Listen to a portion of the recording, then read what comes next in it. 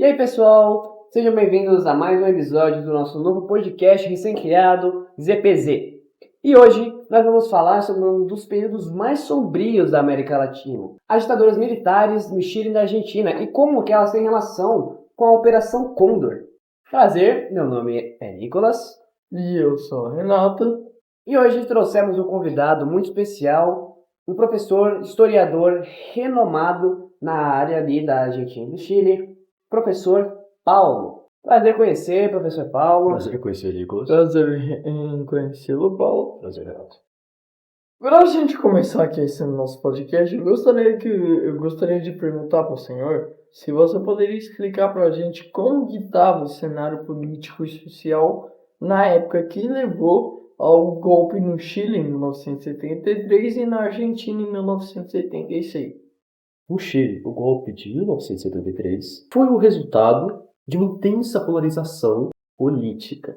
O governo socialista de Salvador enfrentava uma oposição feroz da direita e setores das forças armadas, além de pressões econômicas internas e externas, especialmente dos Estados Unidos. Já na Argentina de 1976, o golpe ocorreu no contexto de instabilidade política após a morte de Perón e o governo frágil de Elisabetta Perón, marcado por inflação alta, violência política e o avanço de grupos armados. Em ambos os países, o medo do comunismo e o desejo de restabelecer ordem foram usados como justificativa para a tomada pelo poder pelos militares. Essas ditaduras surgiram de forma isolada ou era um movimento maior ali na região? Porque, pra mim, parece que desde sempre assim foi uma ditadura, alguma coisa assim. Então, meu rapaz, a última pergunta. Porque realmente as pessoas pensam que é só isso. Mas não. Elas não surgiram de forma isolada. Na verdade, faziam parte de um movimento maior de contraofensiva autoritária na América Latina, que visava barrar os avanços da esquerda. Diversos países da região viveram uma ditadura militar. Que isso é uma coisa que as pessoas falam que não aconteceu, mas sim, acontecia uma ditadura militar. Então, elas possuem... Então, as ditaduras, elas não surgiram uma outra, então elas meio que têm algo interligado entre elas, né? Exatamente. Mas continuando, muitas delas estavam articuladas entre si, como foi o que você acabou de perguntar. Sim, elas estavam interligadas entre si. Essa conexão foi facilitada pela consequência da Guerra Fria e pelo apoio de potências ocidentais, que também, o que obviamente estava junto, os Estados Unidos da América. Então, essa conexão aconteceu por causa da Guerra Fria? Não aconteceu por causa da Guerra Fria, mas foi facilitada a conexão. Então foi um dos fatores ali, né? Que ajudou para essa conexão. Foi uma ajuda. Algum dos dois tem mais alguma pergunta relacionada sobre esse assunto? Não, eu acho que ficou bem evidente para mim o que aconteceu. Entendi. Tava de olho ali no chat, vou colocar aqui na TV, uma pergunta bem interessante do Justin Stronger. O que mudou de imediato na vida das pessoas com a chegada desses regimes militares? Então, uma pergunta bem interessante. O que acabou mudando, assim, na vida das pessoas quando chegou essas duas ditaduras ali? Qual foi o rapaz que perguntou mesmo? Justin Stronger. Muito obrigado pela sua colaboração, Justin. Vamos falar sobre essa pergunta. Respondendo à pergunta do Justin, houve uma ruptura muito brutal. E essa ruptura afetou na vida democrática. Partidos foram fechados, sindicatos desarticulados e a imprensa censurada. Censura acontece até hoje em dia, né? Não, professor? Pois é, né, cara? Isso é uma coisa que complica muito, né? Isso é uma polêmica, que ó, não é bom, vamos voltar pra história. Mas enfim. Na Globo. Ó, faz silêncio aí, eu quero patrocínio. Só que uma coisa, essa restrição foi imediata. Como assim foi imediata? Pô, aconteceu do nada, assim? Não, vamos supor que você está cometendo um crime. Se você foi preso em flagrante, essa prisão será imediata. Se você cometeu um crime não foi preso em flagrante, você ainda vai ter um tempo para ser preso.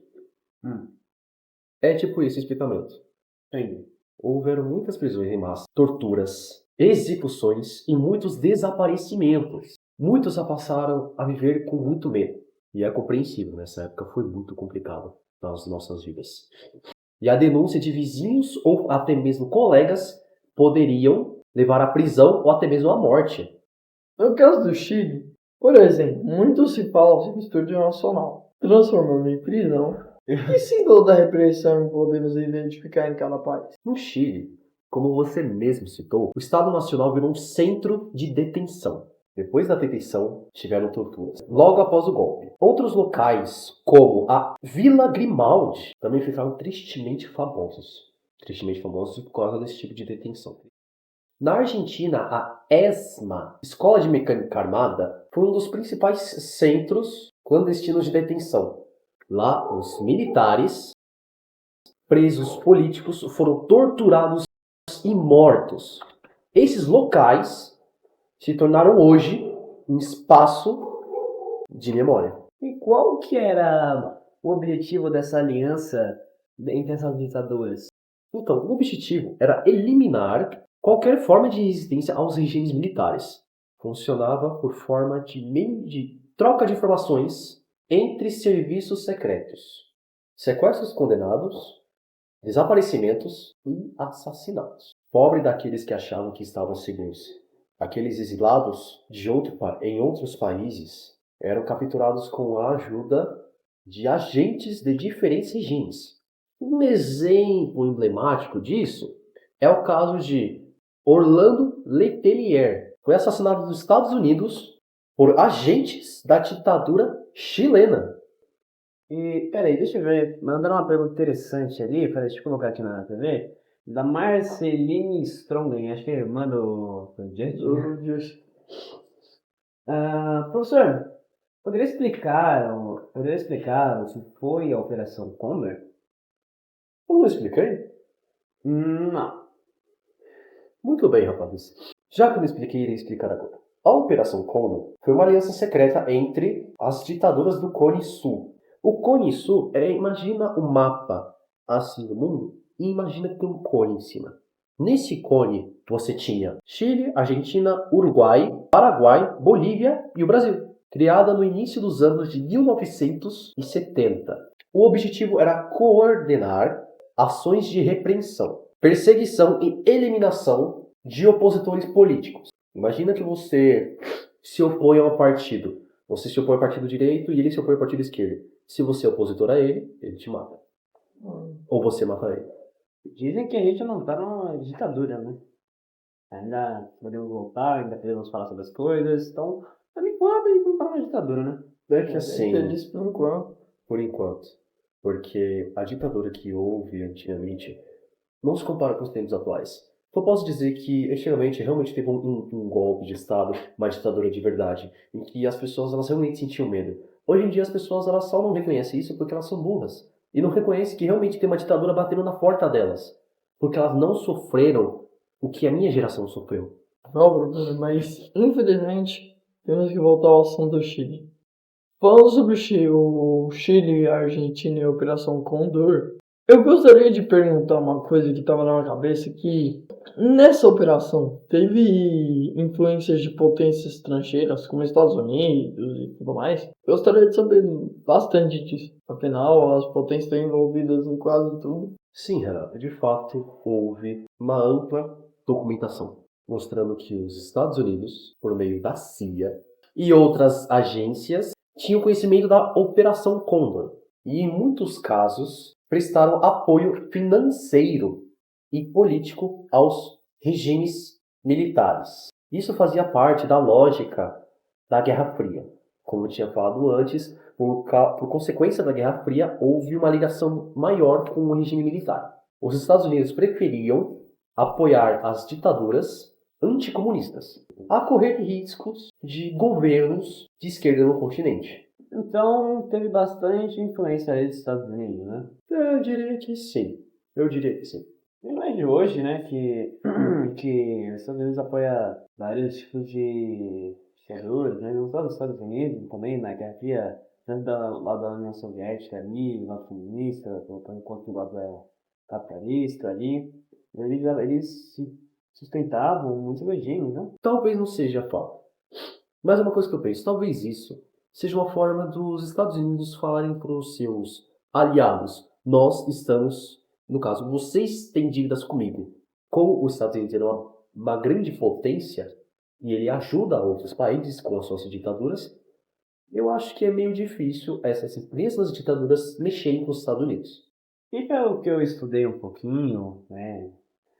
Eu fiquei sabendo que no Chile, perdão, na Argentina, na verdade, teve mais ou menos cerca de 30 mil desaparecidos ali. E no Chile, eu sei que também tem milhares de pessoas mortas, exiladas. Como você avalia esse impacto, essa depressão pessoal ali? Como que você avalia isso? Nossa, você estudou o tema. Fico muito feliz. Melhor do que outros podcasts que eles chamam e não estudaram nada. O impacto foi realmente muito devastador. Além das mortes e desaparecimentos que ocorreram, houve traumas coletivos. Famílias inteiras foram destruídas. A repressão atingiu não só militantes, mas também estudantes, professores, jornalistas e sindicalistas. São bastante gente aí se ferrou, hein? Porque principalmente os jornalistas, sindicalistas, eles faziam muito protesto através disso. Quando você vê lá no jornal uma notícia lá contra esse tipo de ato, davam algumas semanas, apenas um dia o cara sumia. Na época que o jornalismo ainda era bom. E depois disso, qualquer um considerado subversivo, a sociedade foi silenciada e marcada pelo medo. Até porque o medo é a principal arma. Tudo bem, atrás do dinheiro. E, professor Paulo, eu gostaria de saber qual foi o papel das famílias e dos movimentos de direitos humanos que tinha na época. Como as mães da Praça de Maio que lutaram contra o esquecimento. Esses movimentos foram fundamentais. As mães da Praça de Maio, na Argentina, tornaram-se um símbolo mundial de resistência pacífica. Elas enfrentaram o silêncio, a censura e o perigo para exigir respostas sobre seus filhos desaparecidos. No Chile, organizações como a Agrupação de Familiares de Detenidos Desaparecidos foram também cruciais. E uma dúvida, Chico. Depois do fim da ditadura ali, das ditaduras, na verdade, né? Como é que o Chile e a Argentina lidaram com essa busca aí por justiça, né, depois da ditadura? O que eles resolveram a situação? Assim, o que eles buscaram justiça para essas pessoas que choraram noites, né? Isso é uma coisa muito interessante que você comentou e veio da minha memória. Você já viu algum seriado, algum filme de que um herói morto é um herói esquecido? Eu vi a parte do Batman só, bacana. Eu já ouvi essa frase em algumas obras que eu já vi. Eu nunca.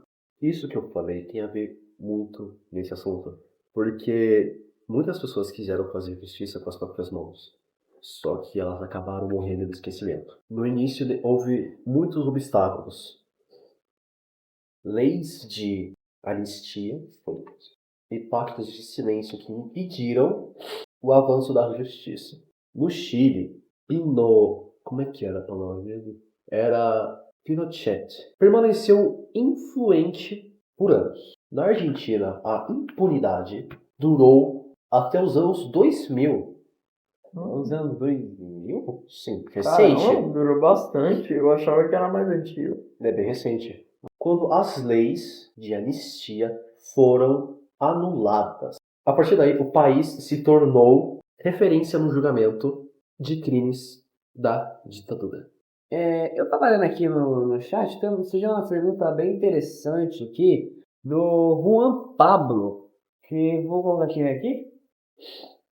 Quais que foram os avanços e quais ainda são as dificuldades, os desafios ali que a Argentina e o Chile tem para que eles possam garantir a memória e a reparação das famílias vítimas.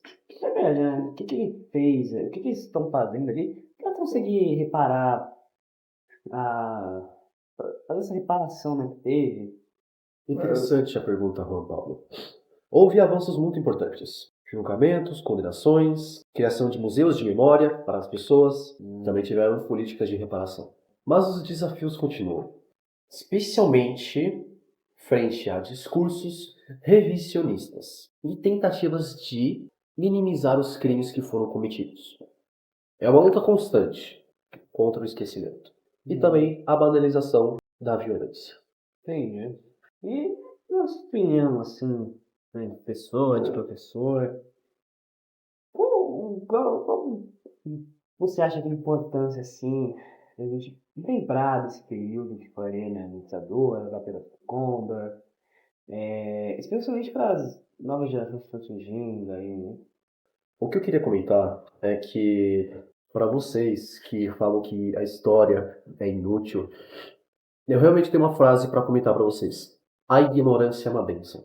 Para vocês que realmente não sabem o que foi uma ditadura militar, é muito bom vocês continuarem não sabendo o que é, porque vocês não sabem o horror daquela época.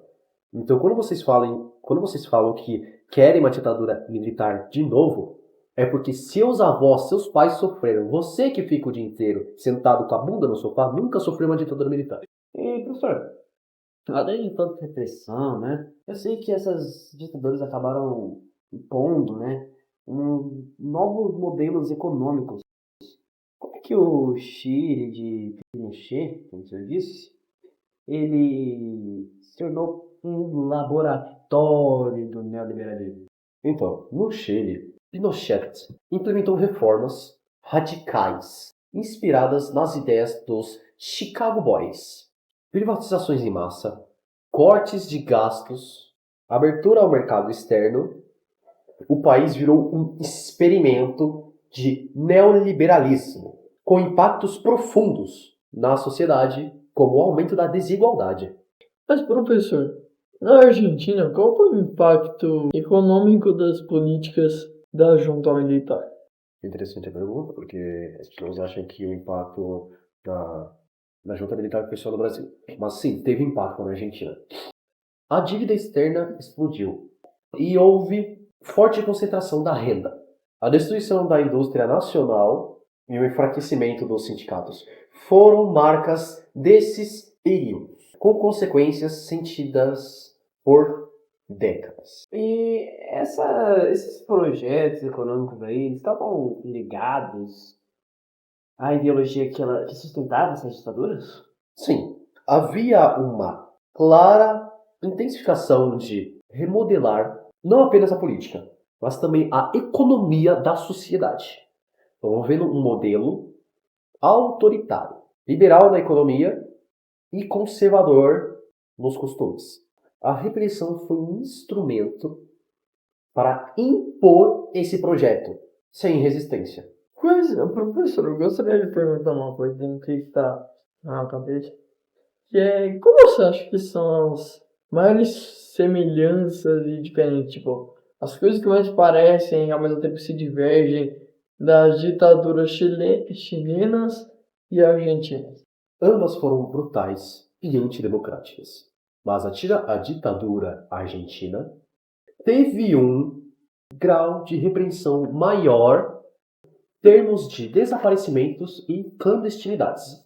O Chile foi mais institucionalizado, com o Pinochet no poder aos 17 anos, enquanto a Argentina teve uma sucessão de juntas, enquanto em ambos os casos a repressão foi, sim, sistemática e planejada. Mas, professor, será que a gente poderia dizer que a repressão foi diferente em cada país? Tipo, o nível dela, o grau, o esquema? Olha, obviamente, assim, foi diferente em alguns graus. Só que alguns podem ser maior, outros podem ser menor. Só que na Argentina, o desaparecimento foi significativamente maior e o aparato repressivo operou de forma clandestina. Já no Chile, houve muitos assassinatos, mais do que no da Argentina. E torturas, mas também exílio e repressão mais visível. Não era escondido lá por baixo dos panos. Ambos os modelos foram letais. Não é que na Argentina não teve mortes. Teve, só que no Chile teve mais. Mas com características distintas. Bom, muito interessante saber sobre esse período, o que foi a Operação Condor, o que foi esse laboratório neoliberal, né? Foi bem interessante saber e é realmente muito importante, principalmente isso da história, para mim saber um pouco mais dessas ditaduras, né, do Chile, da Argentina, como é que ele foi o mundo, né? E foi muito interessante. Bom, de qualquer jeito, a gente não tem muito tempo, infelizmente. Não tem como a gente passar a história inteira do caso de Condor, nem nada do tipo. Mas aqui já foi um breve resumo, algumas informações bem interessantes. É importante que as pessoas aprendam mais sobre a história em geral, para se politizar mais e saber o que fala, saber o que pensa. Não ter medo de mudar um pensamento, um posicionamento. Eu mesmo fico mudando os meus, conforme eu aprendo, evoluo. E muito obrigado pela sua presença, por emprestar seu conhecimento. Eu que agradeço por você. Muito obrigado. muito Extremo obrigado. respeito pelo senhor. E muito obrigado por tudo. Obrigado por estudarem.